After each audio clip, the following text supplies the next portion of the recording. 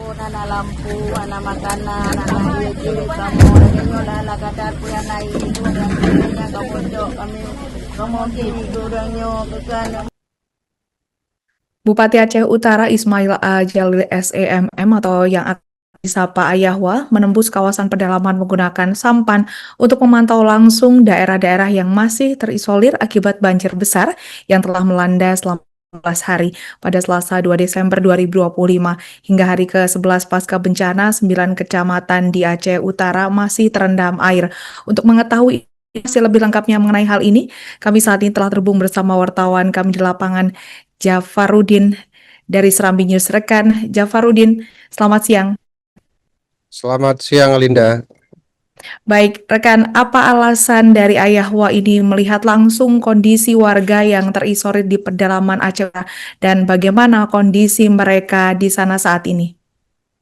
Oke, baik, Linda, dari Aceh Utara dapat dilaporkan bahwa benar Bupati Aceh Utara Ismail Jalil atau yang akrab disapa dengan Ayahwa pada Selasa kemarin tanggal 2 Desember kembali menembus pedalaman, tapi kali ini harus menggunakan sampan yang untuk menjangkau lokasi-lokasi yang sampai saat ini hari ke-13 berdasarkan catatan Serambi terjadinya banjir di Aceh Utara masih ada 9 kecamatan itu yang masih terendam dengan ketinggian air bervariasi dari 50 sampai dengan 1,5 meter.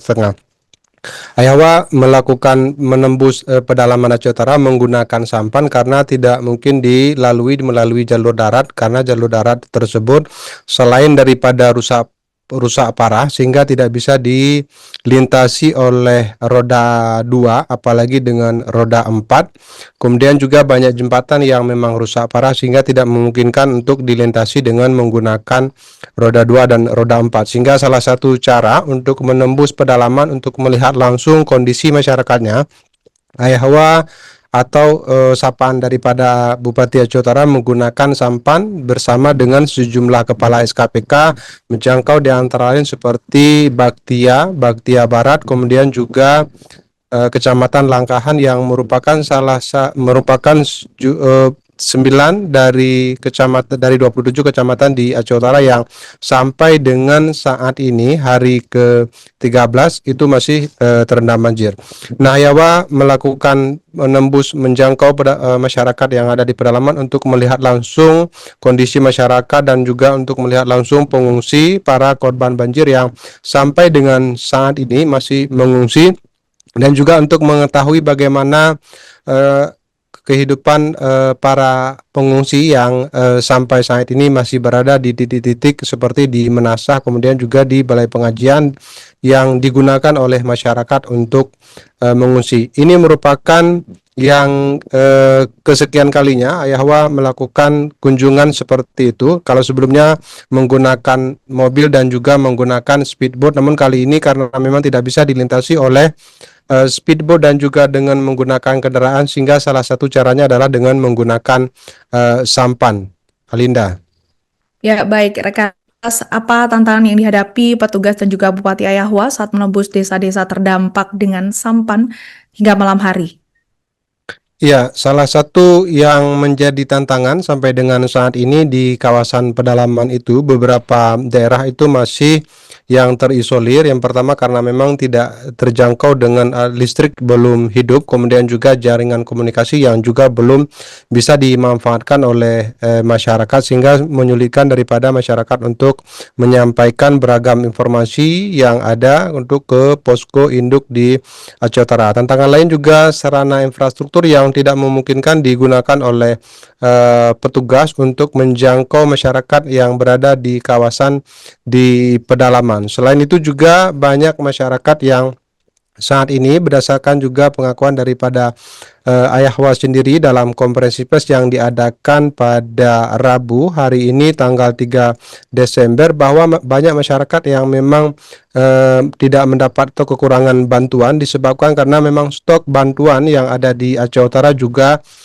kekurangan karena selain daripada jumlah dana untuk penanggulangan bencana yang memang sangat minim, juga bantuan-bantuan yang ada dari lingkungan juga masih sangat minim. Apalagi Ayahwa juga menyampaikan bahwa bantuan dari pemerintah pusat hingga saat ini belum diterima, meskipun di berbagai media Ayawa membaca dan juga mendengar bahwa pemerintah pusat akan membantu penanganan untuk di Aceh Utara. Untuk diketahui bahwa Aceh Utara ini merupakan salah satu kabupaten yang memiliki jumlah desa terbanyak di Indonesia, yaitu mencapai dengan 852 desa. Dan Ayawa mendapatkan bahwa kerusakan yang terjadi di banjir kali ini dalam pernyataan konferensi pers tadi dan juga sebelumnya bahwa menyampaikan eskalasi daripada bencana yang terjadi pada hari ini, banjir yang melanda Aceh Utara itu lebih besar daripada kejadian tsunami yang menimpa Aceh di 2004 lalu. Hal ini berdasarkan amatan yang sudah dilakukan terkait dengan bahwa jumlah kerusakan infrastruktur itu jauh lebih berat, jauh lebih besar dibandingkan dengan apa yang terjadi di tsunami. Selain itu bahwa sampai dengan saat ini atau sudah 13 hari itu masih ada masyarakat yang masih mengungsi dan juga belum bisa diakses oleh petugas karena memang keterbatasan daripada fasilitas yang ada dan juga sarana ataupun infrastruktur yang rusak yang tidak memungkinkan untuk memudahkan menjangkau lokasi di pedalaman. Alinda. Baik rekan Jafarudin, bagaimana mengenai bantuan yang sampai saat ini dikabarkan belum sampai di tempat lokasi terdampak? Lalu bagaimana dengan kondisi anak-anak, keluarga, bahkan lansia untuk memenuhi kebutuhan hidup sehari-hari di sana seperti apa? Oke, Ayawa juga menyampaikan bahwa setiap kunjungan yang dilakukannya selalu masyarakat menyampaikan bahwa mereka memang kekurangan dan bantuan, dan ini memang real karena memang jumlah stok bantuan yang dimiliki oleh Pemkab Aceh Utara juga tidak memadai. Tapi namun demikian untuk kawasan-kawasan yang sudah bisa dijangkau itu bantuan itu langsung disalurkan berdasarkan stok yang ada yang sudah disumbangkan oleh beberapa perusahaan perbankan dan juga dari pihak-pihak swasta yang lainnya yang sudah menyalurkan bantuan tersebut ke posko pusat yang saat ini didirikan di Pendopo Bupati Aceh Utara yang berada di kawasan Luk Semawe. Ini didirikan di kawasan Luk Semawe, Pendopo Bupati Aceh Utaranya, atau yang dijadikan sebagai posko karena di kawasan Landing yang atau di pusat ibu kotanya Aceh Utara, Kecamatan Luk Sukun, itu sebelumnya atau sampai dengan 10 hari listrik padam, kemudian jaringan komunikasi atau jaringan seluler itu juga padam, dan juga perkantoran mayoritas atau kebanyakan perkantoran yang ada di kawasan Luk Sukun juga terendam. Nah, untuk hal itu Ayawa juga selalu menyampaikan kepada petugasnya untuk siaga untuk menyalurkan bantuan kepada seluruh masyarakat yang bisa dijangkau. Namun karena luasnya Aceh Utara kemudian banyaknya titik pengungsi yang berdasarkan catatan dari Pusat Informasi Posko Bencana Alam di Aceh Utara, sampai dengan saat ini jumlah titik pengungsi itu mencapai 447 titik dengan jumlah warga yang terendam itu mencapai dengan 603.985 jiwa yang berasal dari 54.850 kakak.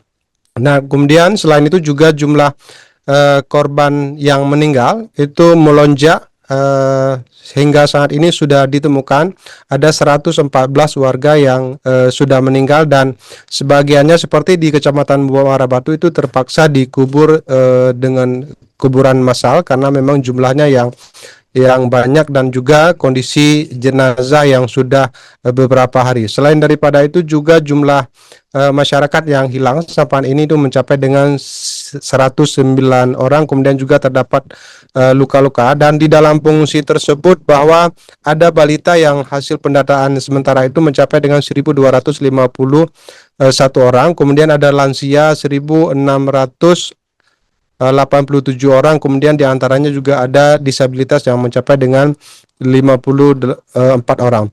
Nah, saat ini bahwa Ayawa juga sudah menyediakan bantuan untuk seragam sekolah, namun ini belum bisa dibagikan karena memang perkuliahan proses belajar mengajar maksud kami di sekolah di Aceh Utara itu sampai saat ini belum bisa dilaksanakan karena masih selain daripada sekolah terendam dan masih dalam proses pembersihan, juga banyak sekali sekolah yang mengalami kerusakan mulai daripada ringan, berat dan juga kerusakan sedang. Alinda.